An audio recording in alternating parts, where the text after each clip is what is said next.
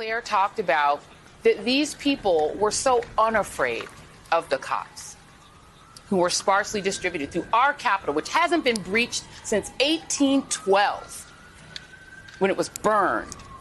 The reason they could easily and casually, with their cameras on, film themselves throwing things through the walls of our Capitol, our property, going inside the Capitol, sitting in Speaker Pelosi's office, casually take pictures of themselves, have that played on Fox News, they know that they are not in jeopardy. Because the cops are taking selfies with them, walking them down the steps to make sure they're not hurt, taking care with their bodies, not like they treated Freddie Gray's body. White Americans aren't afraid of the cops.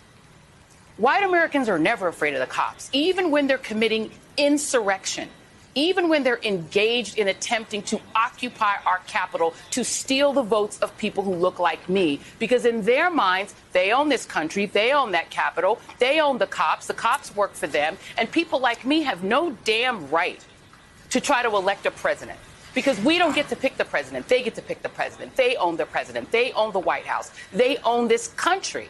And so when you think you own it, you own the place, you ain't afraid of the police, because the police are you, and the police reflect back to them. We're with you. You're good. We're not going to hurt you, because you're not them. Guarantee you, if that was a Black Lives Matter protest in D.C., there would already be people shackled, arrested, or dead. Shackled, arrested, en masse, or dead. Cunningham on here. She'll tell you how they treated her in Ferguson. Put Alicia Garza on here. She'll tell you how they treated her at every Black Lives Matter march. Get Patrisse Cullors on. They'll tell you. They'll tell you what it feels like to protest peacefully and unarmed and have how the police will treat you if you're black. That's it. They're not afraid of the cops because they know the cops are cool with it. Claire talked.